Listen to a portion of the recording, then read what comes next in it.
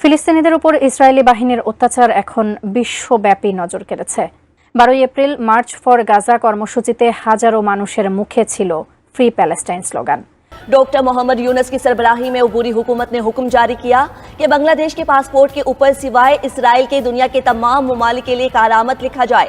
पाकिस्तान को तो ये सूट करता है, frankly speaking it does suit Pakistan, but does it suit to the Bengali people? तो आपके माशरे में अपने हालात को कोई नहीं देख रहा, अपनी गुर्बत को कोई नहीं देख रहा, अपनी बेरोजगारी की कोई नहीं देख रहा, लेकिन उनको गजा की फिक्र पड़ी हुई है।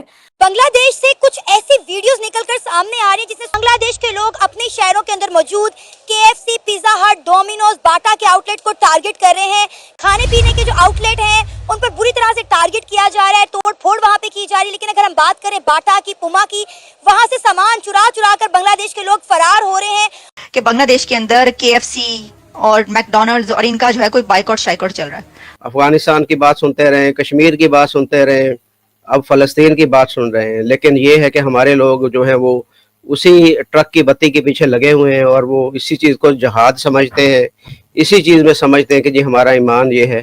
कोई ये नहीं कहता कि जी इस जंग की शुरुआत जो है वो किसने की थी, उस फैक्ट के ऊपर जाएं। The more Bangladesh gets religious, the more a connection between Bangladesh and Pakistan वो होता है। पाकिस्तान से देखें ताल्लुकात कितने अच्छे अब हो गए हैं। आप देख लें, हमारे deputy prime minister, foreign minister साहब 17 तारीख को वहाँ जा रहे हैं। हेलो दोस्तों, स्वागत है आप सभी का AP ज्ञान चैनल पे। तो फ्रेंड्स, आइए देखते हैं पाकिस्तानी मीडिया की लेटेस्ट वीडियो। तो दोस्तों, इस समय जो कुछ भी बांग्लादेश के अंदर हो रहा है उससे एक बात तो जाहिर है कि पाकिस्तानी और पाकिस्तानी मीडिया काफ़ी खुश है। और उसकी मेन वजह यह है कि एक तो बांग्लादेश जहाँ पे भारत से अपने आप को दूर कर रहा है, तो वहीं पे बांग्लादेश पाकिस्तान से अपने आप को काफ़ी नज़दीक कर रहा है, न सिर्फ बातों से या बिजनेस टाइप से, बल्कि अपने माइंडसेट और अपने कर्म से भी। चाहे वो बांग्लादेश के मोहम्मद यूनुस द्वारा बांग्लादेश को प्योर इस्लामिक राष्ट्र बनाने की तैयारी में हो, उसके लिए कानून बदले जा रहे हैं जैसा कि पाकिस्तान में है। और एक इंटरेस्टिंग खबर, जैसे कि आपने सुना कि बांग्लादेश अपने पासपोर्ट के ऊपर ये लिखने जा रहा है कि बांग्लादेशी पासपोर्ट इजराइल को छोड़ करके हर देश के लिए मान्य है। आपको पता है कि ठीक ऐसा ही कानून, ऐसा ही रूल पाकिस्तानी पासपोर्ट पे भी होता है, जिसका मतलब ये है कि पाकिस्तान इजराइल के अस्तित्व को नहीं मानता। ठीक उसी तरह से अब बांग्लादेशी भी पाकिस्तान के नक्शे कदम पे अपने आप को चलने की तैयारी कर रहा है। तो ऐसे में बांग्लादेश और भारत के रिश्ते तो ठीक हो ही नहीं सकते।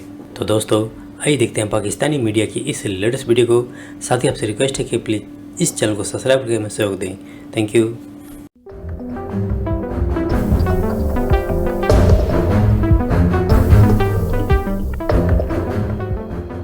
देखिए, पहली बात तो यह है कि ये इम्पोर्टेंट डेवलपमेंट इसलिए है कि आपको याद होगा कि बांग्लादेश जो है वो उसका ये लफ्ज़ रिस्टोर करना एक्सेप्ट इसराइल अपने तमाम पासपोर्ट्स के लिए, ये इंडिया के लिए एक बड़ा चैलेंज है। और चैलेंज क्यों है? देखिए, 1 लाख बंदा ढाका में इकट्ठा हुआ है, 1 लाख बंदा ढाका में इकट्ठा हुआ है इन सॉलिडारिटी विद गजा। अब इंडिया इसको कैसे देखता है? देखें, ये 2 इस्लामिक कंट्री इंडिया के बॉर्डर के ऊपर है। 2 इस्लामिक कंट्रीज जो हैं उनको इंडिया ने मैनेज करना है। वो अब इंडिया इजराइल को बताएगा कि देखो ये क्या हो रहा है। पॉइंट यहाँ पे ये है कि बांग्लादेश एक मजहबी जो रिलीजियस टेंडेंसी जो है वो इख्तियार कर चुका है। शेख हसीना वाजिद ने उस टेंडेंसी को ख़त्म किया था और उनको सजाए मौतें दी, क्योंकि उस वक़्त उन्होंने पाकिस्तान की फ़ौज के साथ तामुन किया था। तो जमात इस्लामी अब वो समझती है कि हम वो रेवोल्यूशन जो आया है उस रेवोल्यूशन का हम फ़ायदा उठाएंगे और हम जाके अपना कंट्रोल जमाएंगे। तो इस चीज़ को थोड़ा सा ज़हन में रखें कि this is the reality, we have to understand this. हमें थोड़ा सा इसको समझना पड़ेगा कि अब बांग्लादेश के लिए चैलेंज बड़ा सीरियस है कि उसने अपने आप को इकोनॉमिकली सर्वाइव भी करना है, रीजनल कनेक्टिविटी भी रखनी है, पॉलिटिकल स्टेबिलिटी भी लेके आनी है, ग्लोबल रेलिवेंस भी इस्टेब्लिश करनी है। इंडिया जिसके ऊपर डिपेंडेंट थे, अगर उससे पीछे हट जाते हैं तो इंटरनल इकोनॉमिक प्रेशर डेवलप होंगे।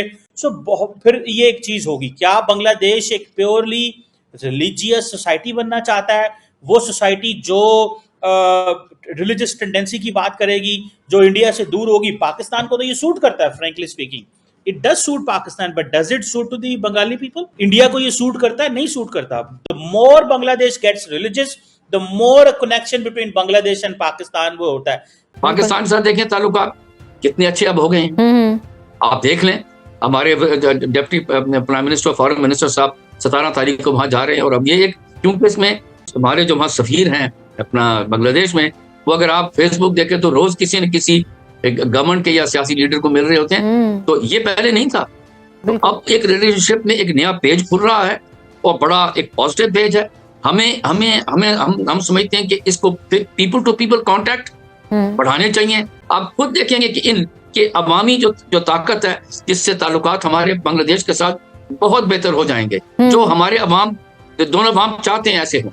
सही। अच्छा, अभी जैसे कि अब बात है कि बांग्लादेश, क्योंकि खबर तो ये है कि बांग्लादेश ने खुद ऑफर की है चाइना को एयरबेस बनाने की, और खलीज बंगाल में चीन की मौजूदगी स्ट्रेटेजिकली से किस हद तक फ़ायदा देगी और इसका इंडिया को नुकसान होगा क्या, या उसके मफादात पर असरअंदाज होगी?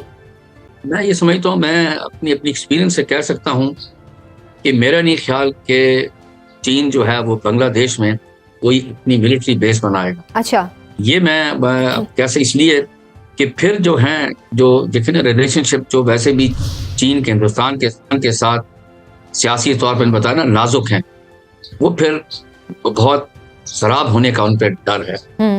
मैं ये समझता हूँ कि चीन बांग्लादेश के साथ सियासी और इकोनॉमिक जो रिलेशनशिप है उसे इनलार्ज करेगा, बढ़ाएगा।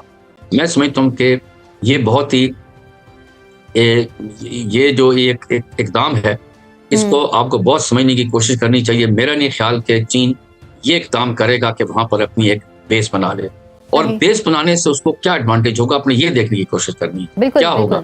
अभी उसके जो ताल्लुकात हैं, वो अभी जो लद्दाख का मामला है वही भी अभी सुलझा नहीं है, तो क्यों एक नया एक फ्रंट खोल लेंगे और बांग्लादेश में बना देंगे। उनसे कोई, उनको इस किस्म का कोई खतरा नहीं है, वो क्यों वहाँ एक बेस बना दें। तो ये मेरे लिए समझ से बाहर है। खबरें जरूर हैं, हिंदुस्तान भी खबरें दे रहा है कि जी वहाँ बेस बनेगी। कई खबरें आ रही हैं कि जी जो चीन है वो शायद बांग्लादेश में कोई अपनी बेस बनाए। अभी इसकी तस्दीक तो नहीं हुई, क्योंकि चीन ने ज्यादातर अपनी जो रीजन के अंदर किसी मुल्क के अंदर अपनी बेस नहीं बनाई। दूसरी बात है कि चीन की हिंदुस्तान के साथ जहाँ पर ताल्लुकात बड़े नाजुक हैं, वहाँ पर 2-2.5 साल पहले लद्दाख के अंदर इनकी ये एक कॉन्फ्लिक्ट भी हुआ। लेकिन इनके जो कहते हैं ना कि जो कोएग्जिस्टेंस नॉर्मल रिलेशनशिप का, वो चीन का हिंदुस्तान के साथ है, और चीन के वहाँ पर इकोनॉमिक रिलेशनशिप बहुत ही जिसे कहते हैं इनलार्ज हुए हैं in the last few years, जबकि सियासी ताल्लुकात जिसे आप कह सकते हैं कि नॉर्मल है। देखिए, सबसे पहले तो हमें ये समझना चाहिए ये सारा कुछ हो क्यों रहा है। देखिए, KFC, मैकडॉनल्ड, आखिरकार हर चीज़ तो इजराइल से आ रही है। सबसे पहले अगर हमने बॉयकॉट करना है तो जिन मोबाइलों से हम बनाकर वो वीडियो को अपलोड कर रहे हैं, तो सबसे पहले तो अब हमें KFC की वीडियो मिली हमें देखने को, और जिसने बनाई वो भी तो इजराइल की चीज़ है ना। यूट्यूब आप यूज़ कर रहे हैं इजराइल का, या व्हाट्सएप यूज़ कर रहे हैं इजराइल का, आईफोन इजराइल का। मुझे अफसोस है कि हमारी आवाम जो है, चाहे वो बांग्लादेश की है चाहे वो पाकिस्तान की, जो मुसलमान कम्युनिटी है, वो ये समझ रही